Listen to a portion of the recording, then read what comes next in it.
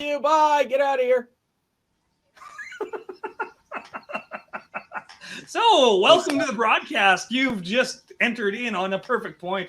Anyway, this is the Jesse Lewis Show, and I want to welcome you. And I just want to make sure that I get this right. I have a great interview for you coming up. At least I hope it's great. At this point, we have no idea.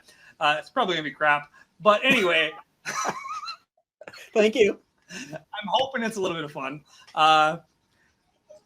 The best show is yet to come, but I'm not guaranteeing it's here. So today I have Magical Balloon Dude Dale, based out of Chicago, right? That's where you're at? Oh, hey, this is Streaming to the World. You say Chicago, but I'm actually in the suburbs called Orland Hills. But for the rest of the world, if you don't know where Orland Hills is, we're just outside of Chicago. Exactly. And it is streaming to the world, but I am pre-recording everything. So you don't have to worry about that. I will edit any weird stuff. So as we continue on, Dale, tell us about yourself. Tell us about what you do, and just a basic thing. Don't market yourself, but just a basic thing. Let us know what you actually do. I'm a balloon entertainer, slightly different than an artist or a decor person. I call myself an entertainer because I entertain with balloons. It's not always about creating the most elaborate balloon figure that is, or creating decor, but I'm more into the entertainment. I'm not into the line twisting.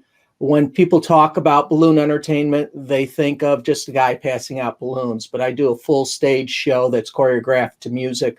And that's really where I've been excelling through the years, is twisting balloons in stage shows and also in talking productions. So when it comes to entertainment's a lot of things. When people think about entertainment these days, there's different forms. There's the comedy type of entertainment. There's the drama type of entertainment. There's the fear-based entertainment, which I don't find is entertainment, but it is to some people. What would you say the number one thing about your show is, as far as what type of entertainment is it? It's family. I'm not a kids entertainer, and I'm not a true adult entertainer, if you want to say that, because adult entertainers. Well, yeah, I mean, I've done balloon material in bars for years, and the best takeaway I would get after doing 20 minutes of the dirtiest, raunchiest things throughout. Oh, by the way, I do kids parties, and people are like, "Can I have your card?" I'm like, I don't do the same material. And they're like, "Oh, we wouldn't expect that. You're just really funny."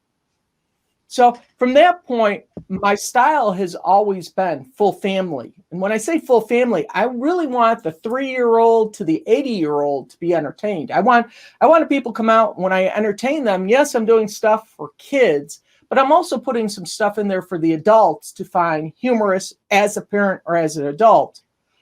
I grew up with an entertainer in Chicago called Ray Rayner, and he was on WGN TV. Just a normal kid show, but he'd do these craft projects, and he'd always throw out these jokes that no kid would ever get, but the adults with the kids in the room thought was funny. And it wasn't dirty. It was just offhanded jokes that really were zingers for adults.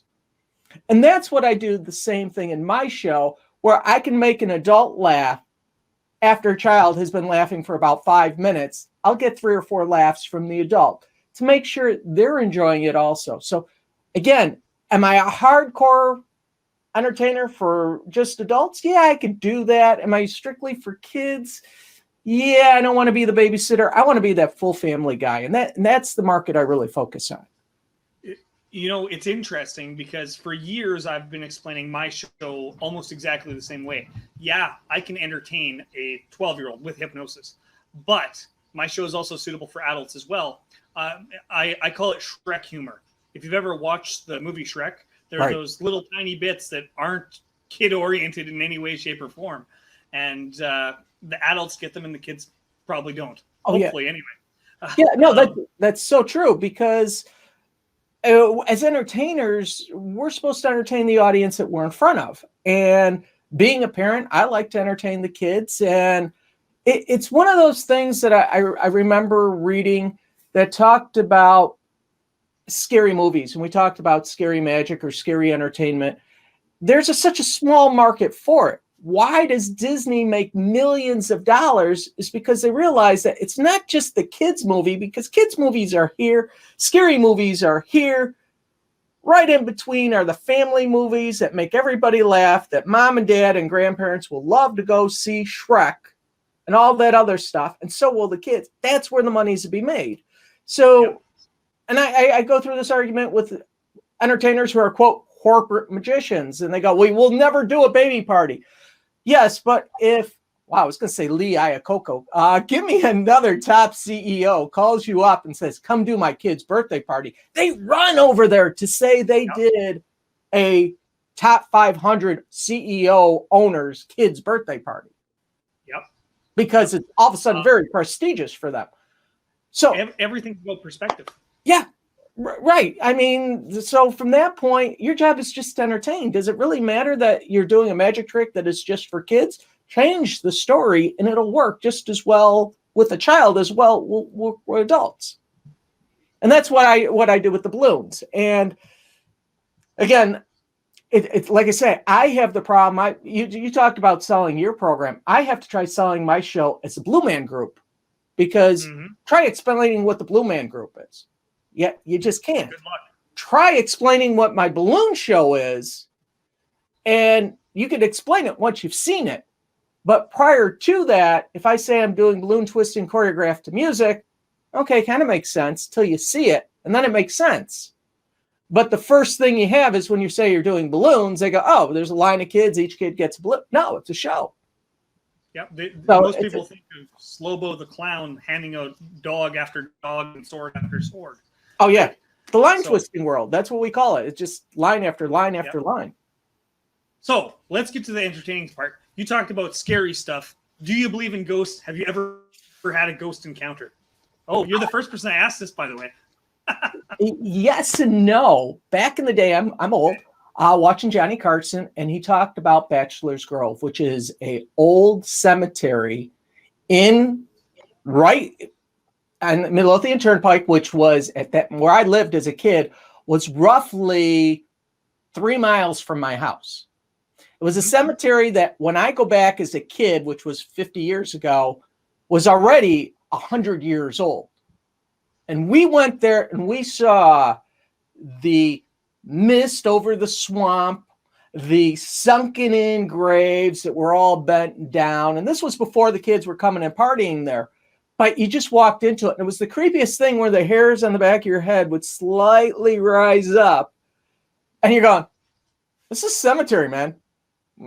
We're in a really old cemetery at 4 o'clock in the afternoon, and it's creepy.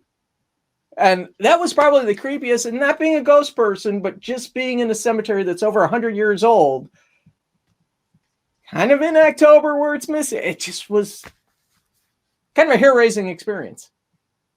Just that feeling. I understand perfectly. It's designed for a weird answer, so you gave us a weird one. Thank you for that. I don't know. Just a question. The next question I have is, what's one of the most embarrassing things that has ever happened to you, either on your way to a show, on the road, or at the show? 3 times. 3 times it's occurred. You pooped your pants? No, didn't poop my pants. No. Showed up to the venue without my balloons. Completely without your balloons? Completely without my balloons. Yeah. So what do you do? Called my wife. Hey, hon, I'm 45 minutes away. Can you start driving? I'm 2 hours. I book a 2-hour. When I come to my shows, I have a 2-hour window. And usually it's a half hour for setup. And then I have roughly an hour and a half to make sure everything's set up, the backdrops, and I got 45 minutes of balloon inflation. Literally called up the wife. It's 2 times different. I have an inflator that I used. I once said, is my inflator by the front door? And my wife went, yeah. Can you bring it, please? Picked up the kids when they were small, put them in the car seat. She drove there and went, here you go. Not happy. Recently, same thing. I, again, loaded up my balloons brought my bag that I have everything in. I have a big apron of full balloons, and then I actually have my stage show balloons, which is what I need to perform. That's my actual props. Well, that bag was left by the front door, brought my normal bag, and got there, and again, unloaded everything. It's got to be in the car. Shit. All right, honey. Love you. Honey, is my bag in the front? Sure enough. So yeah, 3 times it's happened. And it's strange because we talk about things happen for a reason. I did my first all balloon show because I left my magic and juggling props at home. Opened the trunk of the car, looked in. All I had was my balloons. So I went in and I did a hour worth of balloon entertainment for a birthday party. People loved it. And I thought, why am I killing myself trying to figure a juggling act, a balloon act, face painting, and trying to get magic in there all within an hour, 15 kids. There was no way of doing it. And that's when I realized that you can't do multiple functions. Each kid needs to have their own time. You plot it out properly. And that's where I really became a balloon artist in the 1980s and said, hey, that's my trade. That's awesome. But yeah, those are my embarrassing times. I just literally forget my tools. It has happened to almost every entertainer that I know. 3 months ago, and I've been doing this for 12 years now, I forgot my laptop, which is how I control all of my sound.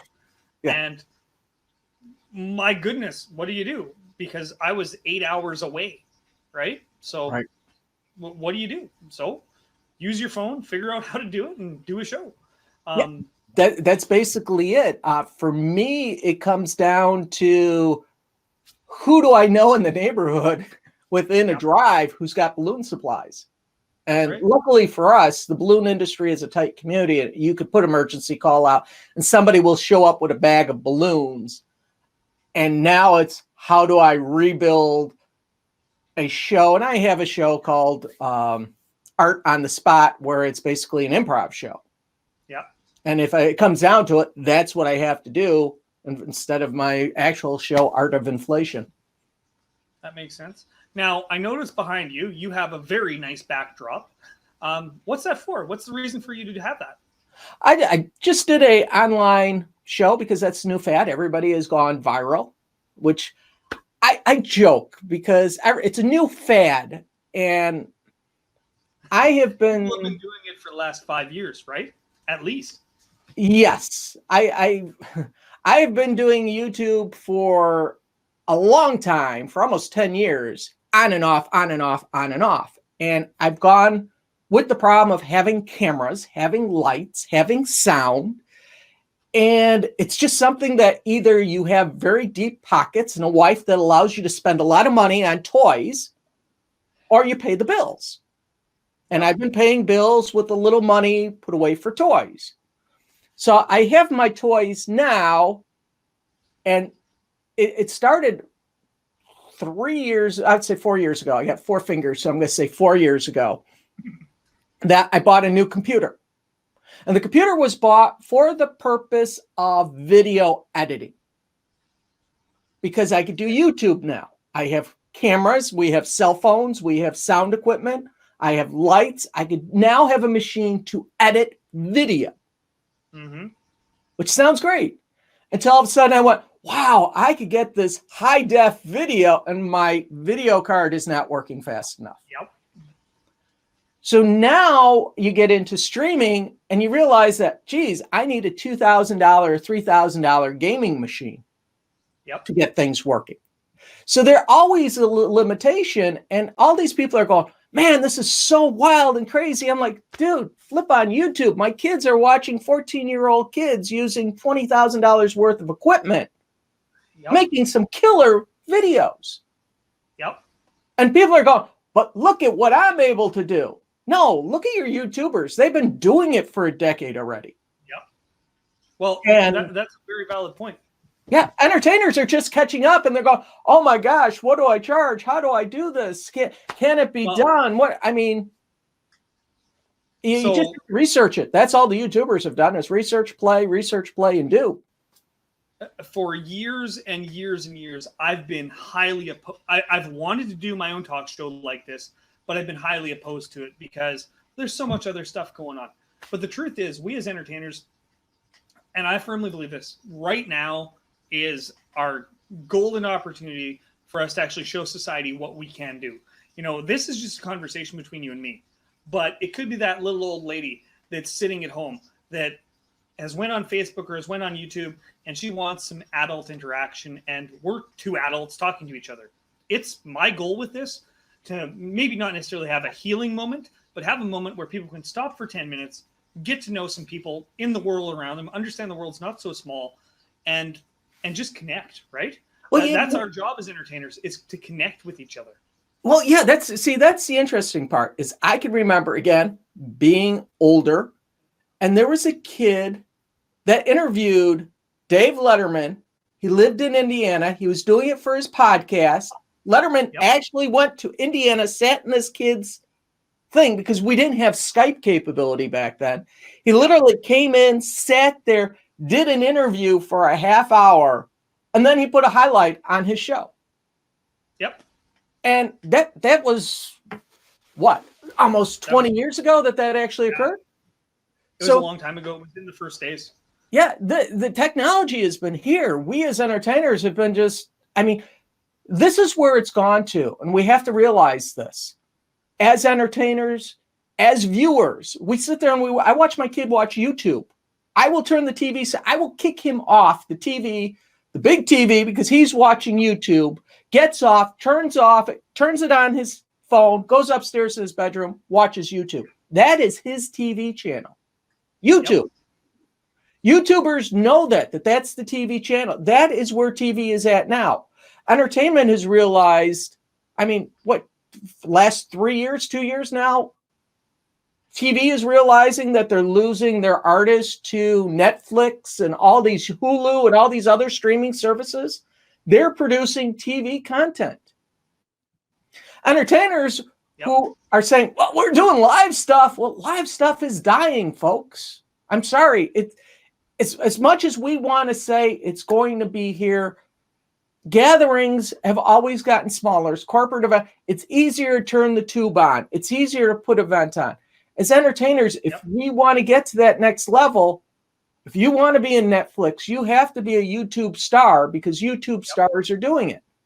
To be different than a YouTube star, you have to have some kind of act or show or something weird. I think that there's, right now with COVID, obviously, we're all basically shut in weirdos right now, right? So I think the opportunity is there for people like you and me, and people like anybody watching this. If you're an entertainer, I'd love to have you on. If you're not an entertainer and you do something cool, I'd love to have you on just to do an interview with you. I think that it's not that we have to be one or the other. I think that there really has to be a merging of live events and the ability to do this stuff as well. It can't just be one or the other anymore. Where I used to be able to send out postcards to 1,000 people and get 5 bookings from it, that market is gone. It's just not going to happen anymore. Now it's about emails and connecting over videos like this. And that's how everybody who's watching, this is a business venture. I know it doesn't seem like it, but it's a business venture. It really is. Yeah, this is my way of connecting with you, right? Yeah, because here's the really funny part. I would like to do another 100 more of these interviews. Due to the fact that I just read this. I didn't even read it. It was on the news. WGN TV Chicago. This is what people are consuming. 8 hours of online content a day. They're talking about binge watching 3 series a week. Yep. Netflix is going to run out of stuff in another month if this keeps up. There's not enough new content coming out. They're going to have to figure out. Where are content producers after that? We look at the major content producers right now. There's Twitch. Yeah, they're doing mostly gaming videos, which is entertaining for a while. Right. But I can beat most games in about 70 hours for a really big game. And I'm an old fart, right? I'm 35 years old. I shouldn't be able to do that. And then you look at Twitch, which is like Vine was. There's only so many times you can watch people do a weird dance and not have any. There's no real emotional connection to it, if that makes sense, right? Right. So, well, we talked about this briefly. We talked about you watching gardening channels and seeing a life cycle of a gardening channel from the time they, we're going to do the lawns, we're going to do the backyards.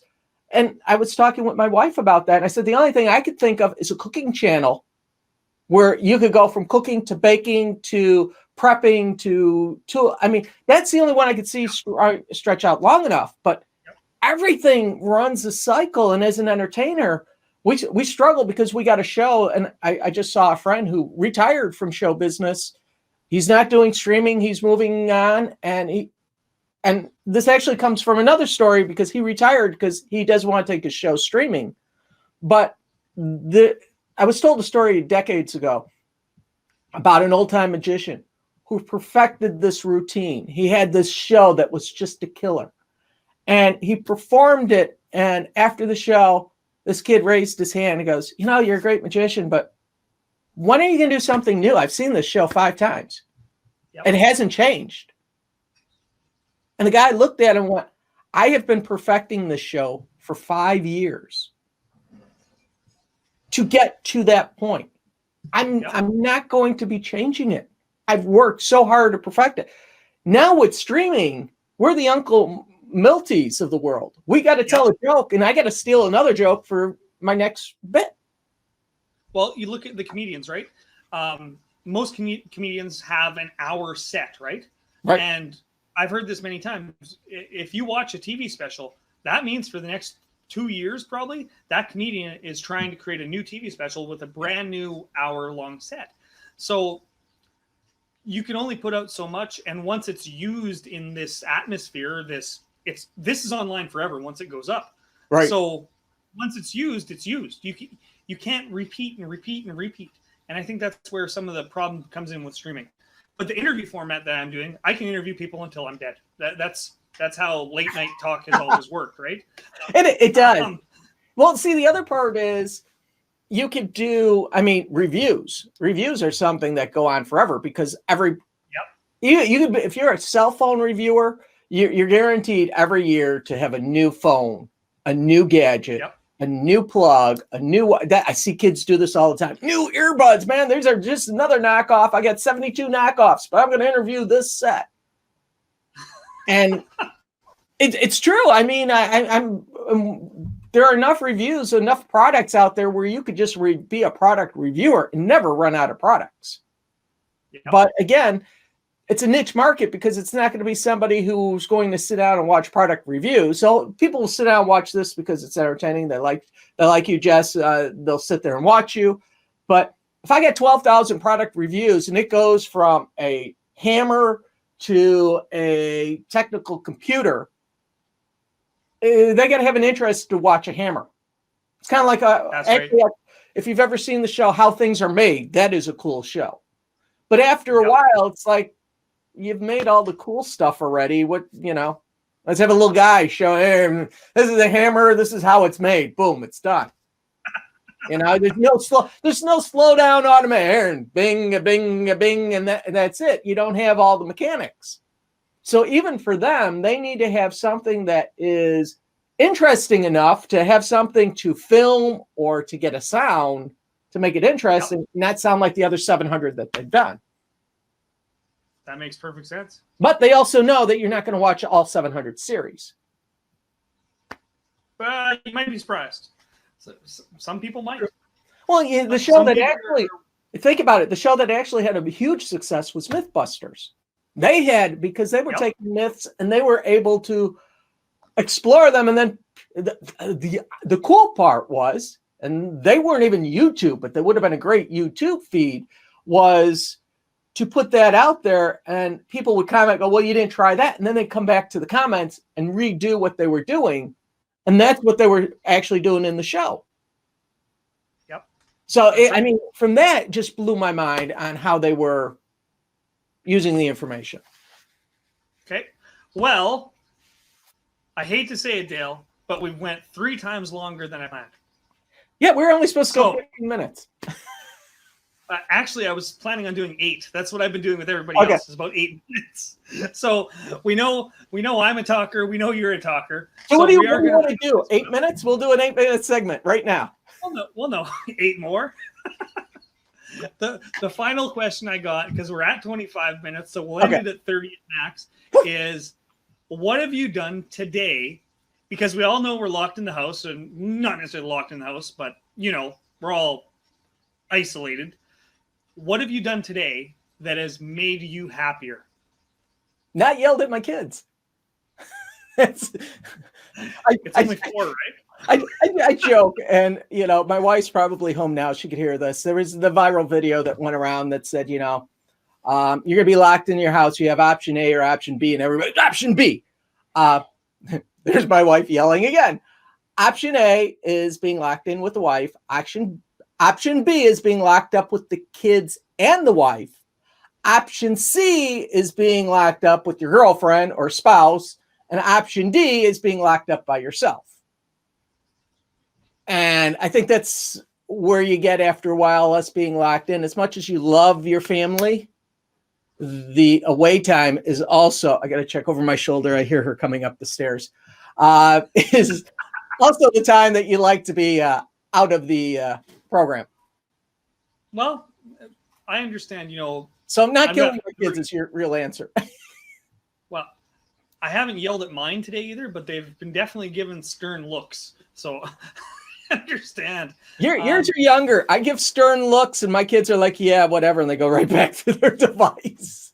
Is that a balloon I saw move in the corner? Yes, that's my wife. Everybody's gonna want- My wife is out there on the making stuff move. Balloons all over the house. Okay. She's complaining there's balloons all over the house. Again. Okay. Fine. It's my studio. It's my life now. This is, It's a hallway. I guess there's a hallway there. Apparently. Anyway, I'll let you go so you can get hollered at by your wife. There goes Thank my you. friendly day. Thank you for coming on so much. Over the last week, we've talked for almost 2 hours, which that's a lot for me. Last time was an hour and a half when we talked. So thank you for the interview. I'm going to end the broadcast now, and I'll see you on the side. Oh, before I end the broadcast, contact information.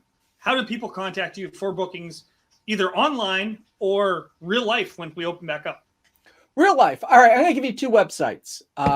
My main website, which has everything and anything, mbd2.com. So it's mbd2.com.